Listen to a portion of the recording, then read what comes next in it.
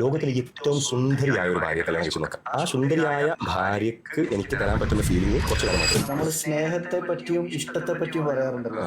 അതിൽ സാറിന് ഒരു റിലേഷൻഷിപ്പിനെ ഫോക്കസ് ചെയ്ത് പറയുന്ന സമയത്ത് അതിനെ കുറിച്ച് എന്താ പറയുക? എൻ്റെ ഉപ്പ എനിക്ക് പഠിപ്പിച്ച ഒരു കാര്യം, അൽഹംദുലില്ലാ എൻ്റെ റോൾ മോഡലാണ് ഉപ്പ.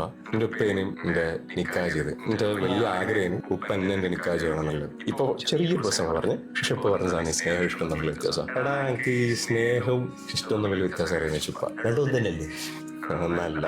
ഇപ്പൊ എന്നോട് ചോദിച്ചാൽ എടാ ഈ ഐസ്ക്രീമിനോടൊക്കെ സ്നേഹം എന്നാണോ പറയാ അതോ ഐസ്ക്രീം ഇഷ്ടമാണെന്നാണോ പറയാ ചോദിച്ചു. എനിക്ക് ഭയങ്കര ഇഷ്ടമല്ല ഐസ്ക്രീം. എല്ലാ ദിവസവും കഴിക്കുള്ളൂ, കുറച്ച് എനിക്ക് എന്തോ മടുക്കും. സ്ട്രോബെറി കഴിക്കാലും. ഇതാണ് റിലേഷൻഷിപ്പിൽ വരുന്ന ഏറ്റവും വലിയ പ്രശ്നം. തുടക്കത്തിൽ നിങ്ങൾക്ക് എന്നോട് എന്ത് സ്നേഹിനി, തുടക്കത്തിൽ അയാൾക്ക് നിങ്ങളോടുള്ള സ്നേഹമല്ല എന്ന് പറയുന്നവരാണ് ഇഷ്ടം. ആ ഇഷ്ടം ഉറപ്പായിട്ട് പറയും. ഒരു ഫോൺ വാങ്ങുന്ന സമയത്ത് ആ ഫോൺ വല്ലാത്തൊരു ഒരു എക്സൈറ്റ്മെന്റോട് കൂടിയല്ലേ നമുക്ക് തുറന്ന് അൺബോക്സിങ് അത് ചെയ്ത്. അതിന് മുമ്പ് ഒരുപാട് ആൾക്കാർ അൺബോക്സ് ചെയ്യുന്ന വീഡിയോ ഒക്കെ കണ്ട് തുറന്ന് ഫോണൊക്കെ എടുത്ത് വെക്കുമ്പോൾ അങ്ങോട്ട് വെച്ച് കുറച്ച് ഉള്ളോട്ടേക്ക് വെച്ച് വികരുത്. കുറച്ചു കാലം കഴിഞ്ഞാലോ കേറല്ലേ? എന്തുകൊണ്ടാ?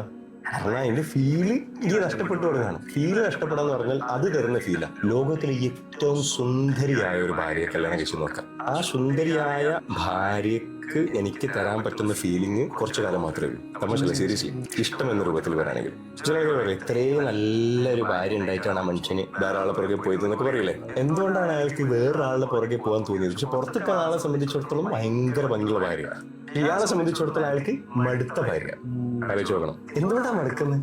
ഭംഗിയാണോ ലൈഫ് എന്ന് പറഞ്ഞല്ല. എനിക്ക് എന്റെ ഭാര്യയോടുള്ള ഫീല് കൂടണമെന്നുണ്ടെങ്കിൽ അവിടെ സ്നേഹം വേണം.